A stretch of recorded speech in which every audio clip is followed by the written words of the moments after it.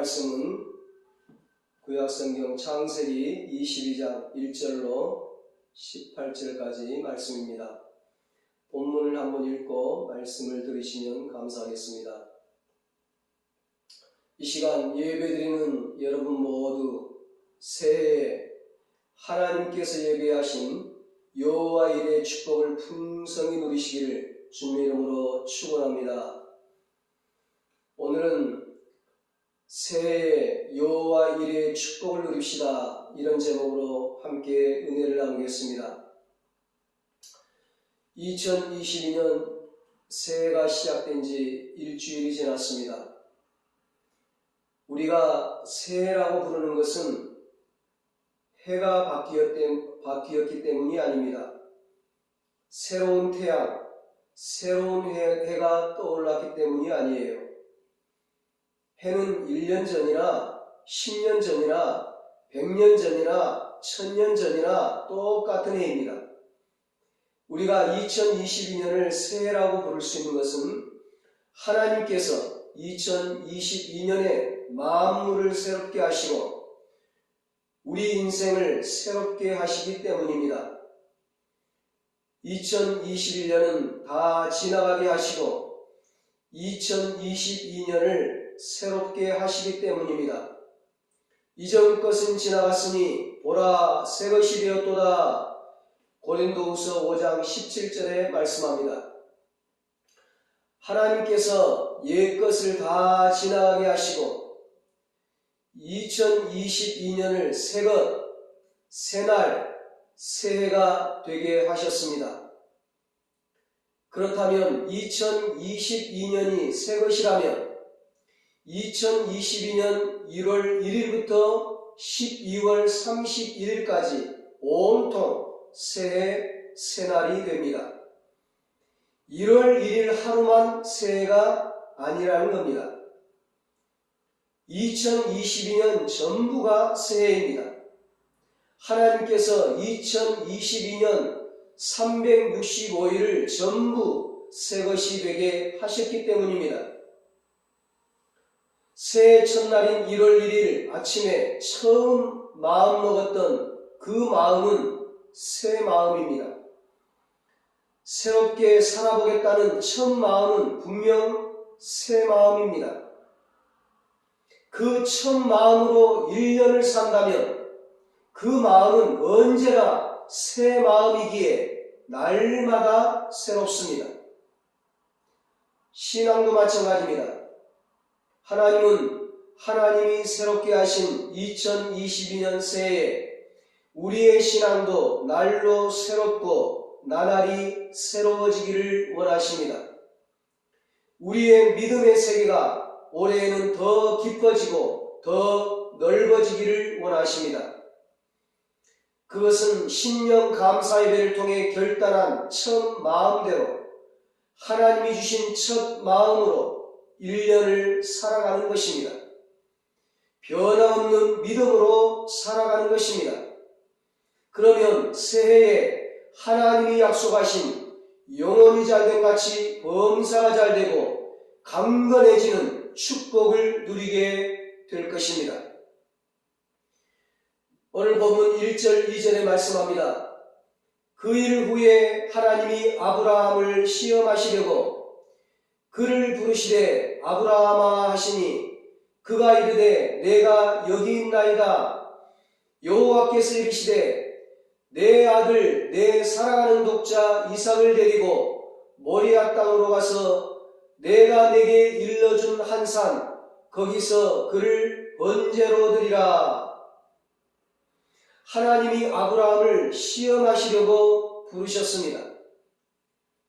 그런데 하나님께서 너무나 어려운 시험 문제를 아브라함에게 내어주신 거예요.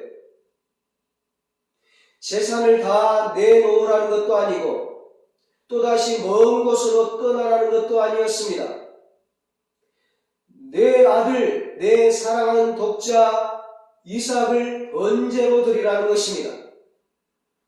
하나님은 그냥 이삭이라고 하지 않고 내 아들, 내 사랑하는 독자 이삭이라고 하셨습니다. 이삭이 그만큼 아브라함에게 소중한 아들이었습니다. 눈에 넣어도 아프지 않고 아브라함이 자기 생명보다 더 귀하게 여기는 아들이 이삭이었습니다.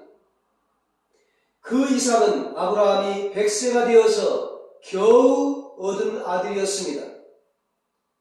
그것도 하나님이 주신 아들이었습니다. 그런데 하나님은 그 아들 이삭을 달라고 하시는 거예요. 그것도 번제로 달라고 하십니다. 여러분, 번제가 어떤 제사인가요? 레위기 1장 5절로 9절에 보니까 번제는 양이나 소를 잡아 죽여야 합니다. 그리고 죽인 그 번제물의 피를 제단 사방에 뿌립니다. 또 번제물에 가죽은 벗기고 살은 토막토막 각을 뜹니다. 그 다음엔 내장도 다 꺼내고 다리도 잘라서 씻습니다. 그리고 그 모두를 제단 위에 올려놓고 남김없이 불로 태워드리는 것이 번제입니다. 하나님이 지금 아브라함의 독자 이삭을 이런 무시무시한 번제로 드리라는 거예요.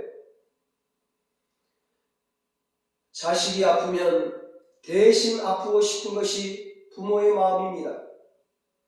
자식이 죽을 병에 걸리면 대신 죽어도 좋다고 기도하는 것이 부모입니다.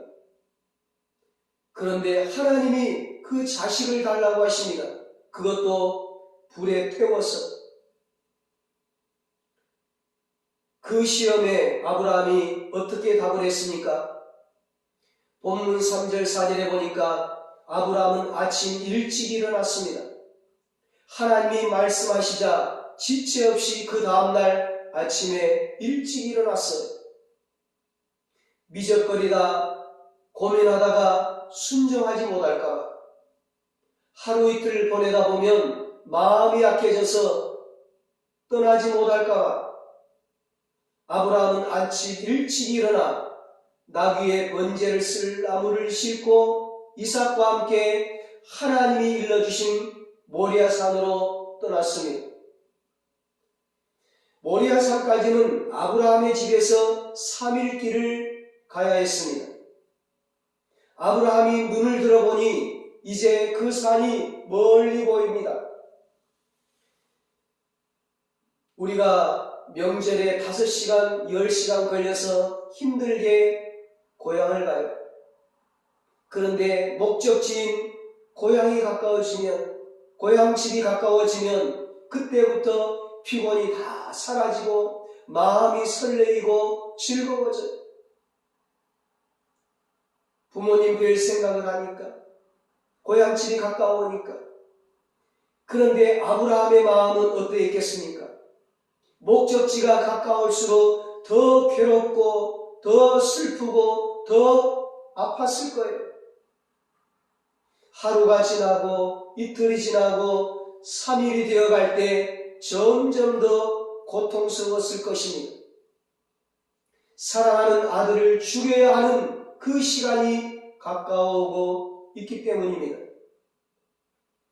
그래서 아브라함의 이 3일은 예수님이 십자가에 달려 돌아가셨던 죽음의 기간 3일과 비교되기도 합니다. 아브라함을 통해 하나님의 마음을 보여주시는 거예요. 이삭의 번제를 통해 독생자 예수 그리스도를 희생하시는, 십자가에 내어주시는 하나님 아버지의 마음을 보여주시는 겁니다. 아브라함아, 너가 아들, 너의 사랑하는 독자 이삭을 바치려고 할 때 마음이 아팠지. 나도 그렇단다. 나도 내 아들 예수 그리스도를 내어줄 때 그랬어. 다른 사람은 몰라도 너는 내 마음 알겠지. 아브라함이 모리아산을 바라보는 것처럼 하나님도 골고다 언덕을 바라보셨습니다. 저곳이 내 아들 이삭이 죽을 곳이구나. 저곳이 내 아들 예수가 죽을 곳이구나. 그래서 하나님의 마음을 가장 잘 아는 사람은 아브라함이에요. 아브라함과 이삭이 드디어 모리아산에 도착을 했습니다. 5절에 보니까 아브라함이 종에게 이르기를 내가 아이와 함께 하나님을 예배하고 올 테니 여기서 기다리라고 합니다. 그런데 그 다음에 아브라함이 뭐라고 했는가 하면 우리가 너희에게로 돌아오리라. 아브라함은 혼자 돌아오겠다고 하지 않았습니다. 우리가 돌아오리라. 우리가 무슨 뜻일까요? 반드시 이삭과 함께 돌아오겠다는 것입니다. 지금 아브라함은 이삭을 번제로 드리러 산에 올라갑니다. 번제는 하나도 남김없이 죽여서, 제물을 죽여서 전부 태우는 제사라고 했습니다. 그런데 이삭과 함께 다시 돌아올 테니, 산에서 내려올 테니 여기서 기다리라고 말합니다. 어떤 사람들은 이 대목에서 아브라함이 거짓말을 했다고 이야기합니다. 이삭이 다 듣고 있는데 어떻게 번제로 드린다고 말할 수 있느냐는 거예요. 정말 그럴까요? 이삭 때문에 아브라함이 거짓말을 한 것일까요? 히브리서 11장 17절로 17절에 보니까 이렇게 말씀합니다. 아브라함은 시험을 받을 때에 믿음으로 이삭을 드렸으니 그는 약속들을 받은 자로 돼 그 외아들을 드렸느니라. 그에게 이미 말씀하시기를 내 자손이라 칭할 자는 이삭으로 말미암으리라 하셨으니 그가 하나님이 능히 이삭을 죽은 자 가운데서 다시 살리실 줄로 생각한지라. 비유컨대 그를 죽은 자 가운데서 도로 받은 것이니라. 아멘. 아브라함이 하나님을 믿었다는 거예요.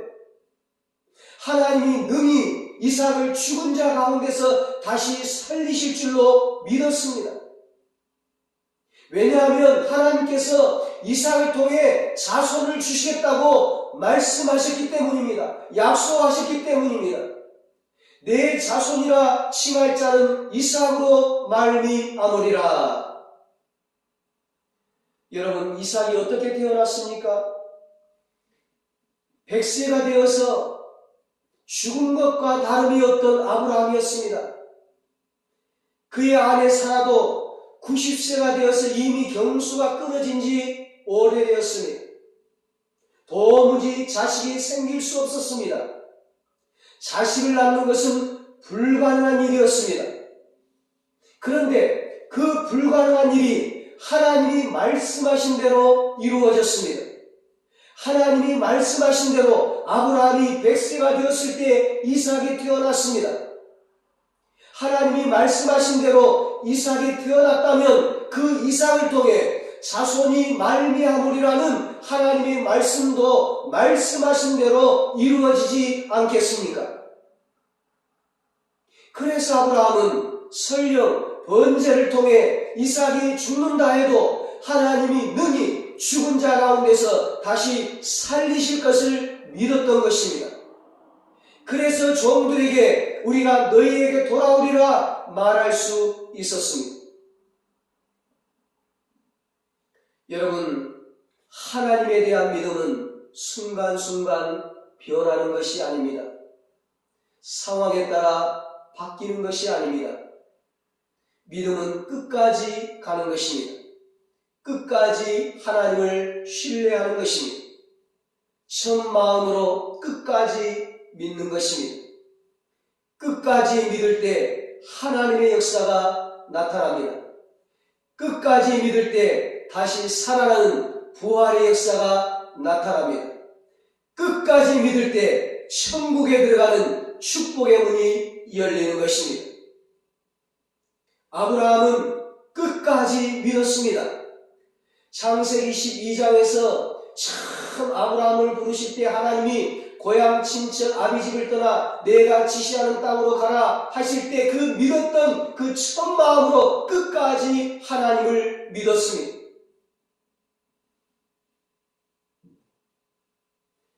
하나님을 이삭을 바치라고 했을 때 어떻게 하나님이 그럴 수 있습니까? 반항하지 않았어요. 끝까지 믿었어요. 그래서 이삭에게 번제할 나무도 지게 했고, 이삭이 번제할 어린 양이 어딨냐고 물어봤을 때에도 하나님이 친히 준비하실 거라며 산으로 올라갔습니다. 아브라함은 끝까지 하나님을 믿었고 끝까지 모리아산 정상까지 올라갔습니다. 중간에 내려오지 않았습니다. 그리고 모리아산 정상에 올라간 아브라함의 믿음도 정상을 향해 나아가고 있었습니다.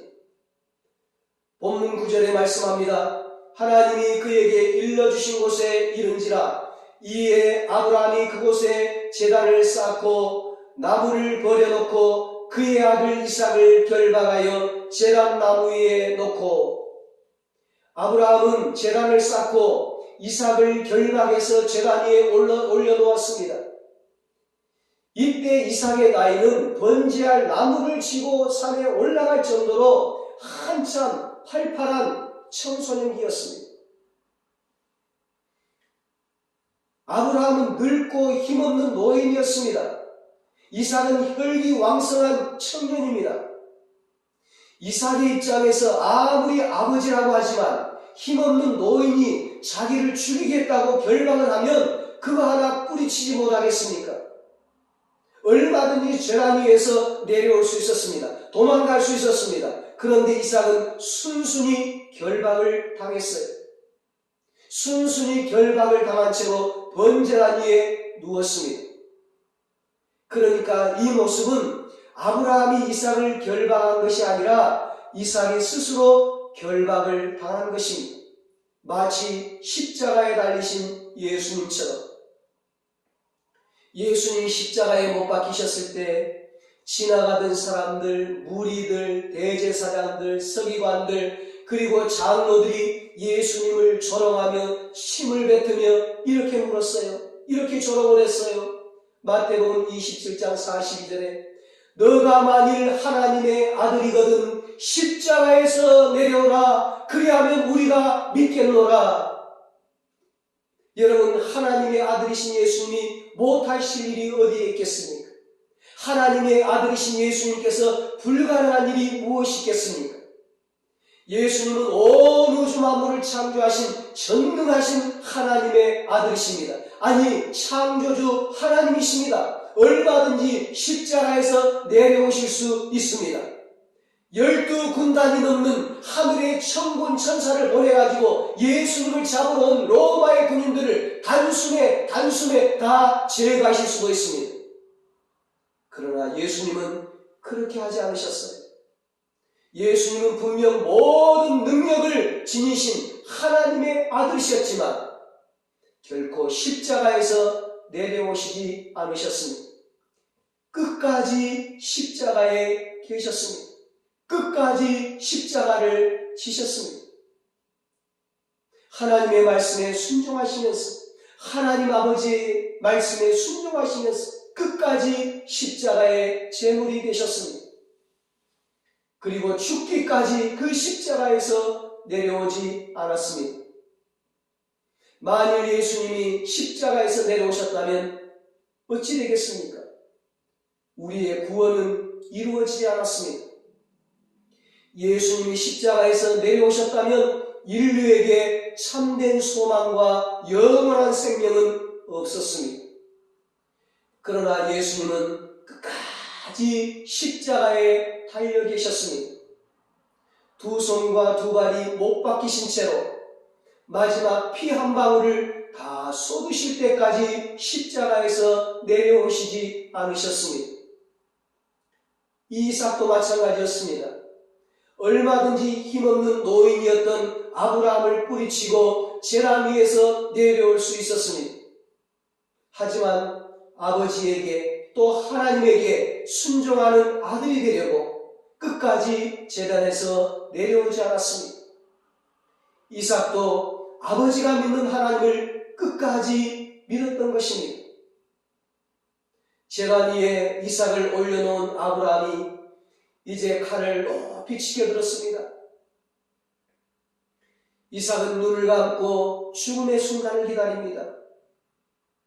마지막 심호흡을 한 이 아브라함의 높이 든 손이 이삭의 목을 향해 내려오는 순간 하나님의 다급한 음성이 들려옵니다. 그것도 2번씩이나 아브라함아 아브라함아 이삭의 몸에 손도 대지 말고 아무 일도 하지 말라. 그리고 말씀하시기를 너가 너의 아들 너의 독자까지도 내게 아끼지 아니하였으니 내가 이제야 너가 하나님을 경외하는 줄을 아노라. 아멘. 하나님은 이번에도 이삭을 가리켜 너 아들 너 독자라고 하셨습니다. 그렇게 소중한 아들까지도 내게 아끼지 않았다는 거예요. 그런 아브라함의 모습을 통해서 하나님을 경외하는 줄을 알게 되었다고 하십니다. 신앙은 하나님을 경외하는 것입니다. 신앙의 구체적인 모습은 하나님을 경외하는 것입니다. 하나님을 믿는 것은 하나님을 경외하는 것입니다. 하나님을 경외하는 것은 그 어떤 것보다 하나님을 최고로 사랑하는 것입니다. 자식보다, 돈보다, 명예보다, 권세보다 하나님을 가장 사랑하는 것입니다. 아브라함은 하나님을 믿었고 하나님을 경외했기에 그 귀한 아들 이삭을 드릴 수 있었습니다. 하나님을 최고로 사랑했기에 그토록 사랑했던 100세에 얻은 그 아들을 하나님께 바칠 수 있었습니다. 번제할 어린 양은 어디 있느냐는 그 이삭의 질문에, 그 아들의 질문에 하나님께서 친히 준비하신다고 믿음으로 답을 했던 아브라함이었습니다. 이제 그 아브라함의 믿음에 대한 하나님의 응답이, 하나님의 축복이 본문 13절, 14절 말씀입니다. 아브라함이 눈을 들어 살펴본즉 한 순양이 뒤에 있는데 우리 숯불에 걸려있는지라 아브라함이 가서 그 순양을 가져다가 아들을 대신하여 번제로 드렸더라. 아브라함이 그 땅 이름을 여호와 이레라 하였으므로 오늘날까지 사람들이 이르기를 여호와의 산에서 준비되리라 하더라. 아멘. 아브라함이 아브라함아 아브라함아 부르시는 하나님의 음성을 듣고 눈을 들어 살펴보니까 순양이 바로 뒤에 있는 거예요.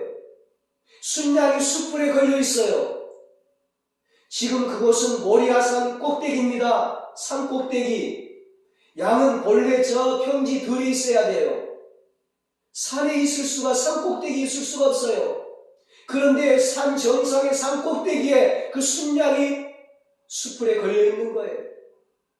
도무지 있을 수 없는 곳에 순양이 있어요. 누가 하신 일입니까? 하나님이. 그래서 아브라함이 그 땅 이름을 여호와 이레라고 불렀습니다. 여호와 이레, 그 뜻이 여호와의 산에서 준비되리라. 즉 하나님이 준비하신다는 것입니다.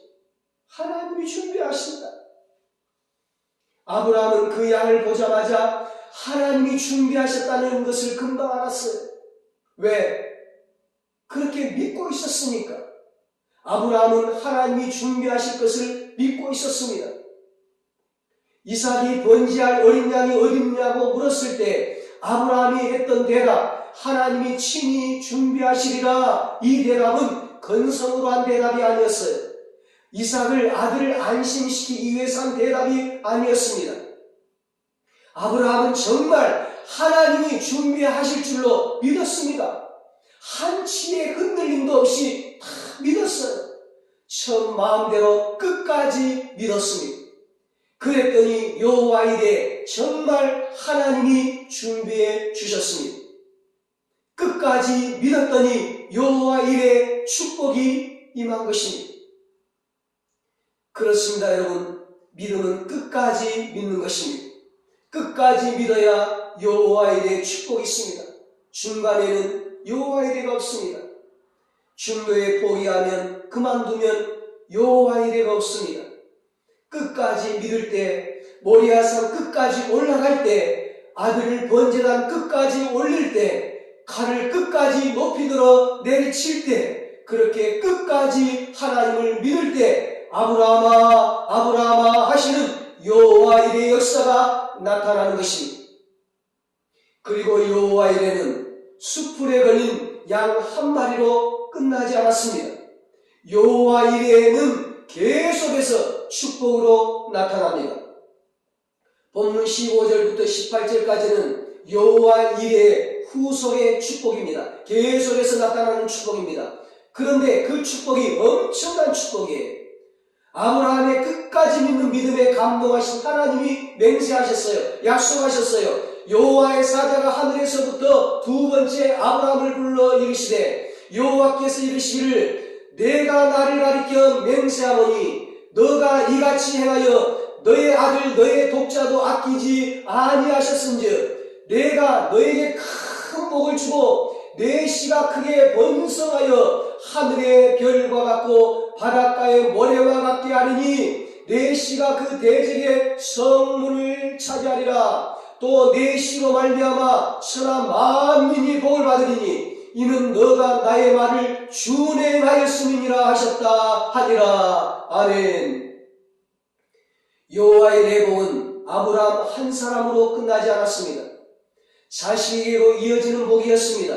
손자에게로 이어지는 복이었습니다. 자손과 후손에게로 이어지는 복이었습니다. 믿음의 가문, 축복의 가문으로 이어지는 복이었습니다. 그의 가문에서 다윗과 같은 왕이 나오고 온 인류를 구원하는 만왕의 왕이신 예수님이 탄생하는 엄청난 복이었습니다. 사랑하는 여러분, 우리도 이 같은 복을 받아야 되지 않겠습니까? 이왕 하나님을 믿는데 여호와 이레의 축복을 우리도 받아야 하지 않겠습니까? 방법은 하나, 끝까지 믿는 것입니다. 갈 때까지 믿는 것입니다. 마지막 때까지 믿는 것입니다. 주님 오실 때까지 믿는 것입니다. 하나님 나라에 들어갈 때까지 믿는 것입니다. 하나님 앞에 가서 상급과 면류관 받을 때까지 믿는 것입니다. 중단하지 않는 것입니다. 포기하지 않는 것입니다. 그러면 반드시 여호와의 축복을 받아 누리게 됩니다. 새해 여러분의 믿음이 이런 믿음이 되기를 축복합니다. 여러분에게 이런 축복이 임하기를 축원합니다. 하나님이 주신 처음 마음 그대로 끝까지 하나님을 믿음으로 여호와 이레의 역사와 축복이 쏟아지는 2022년 새해가 되시기를 예수님의 이름으로 축원합니다. 기도하시겠습니다. 하나님 아버지, 2022년 새해에 하나님을 경외하는 우리의 신앙이 날로 날로 새로워지게 하여 주시옵소서. 1년 365일이 새해 새날이 되게 하여 주시옵소서. 아브라함처럼 하나님이 주신 시험에 합격하는 새해가 되게 하여 주시옵소서. 처음 마음 그대로 끝까지 하나님을 믿게 하여 주시옵소서. 우리의 믿음이 흔들리지 않게 하여 주시옵소서. 중단하지 않게 하여 주시옵소서. 포기하지 않게 하여 주시옵소서. 하나님을 기쁘시게 하고 하나님을 감동시키는 믿음이 되게 하여 주시옵소서. 그래서 여호와 이레의 역사와 축복이 쏟아지는 2022년 새해가 되게 하여 주시옵소서.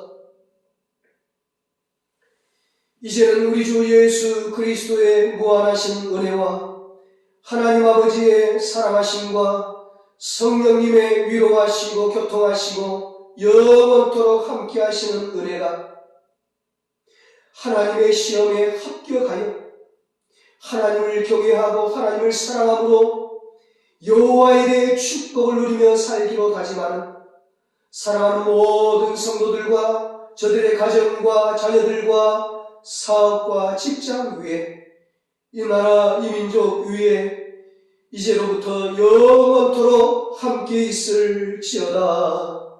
아멘.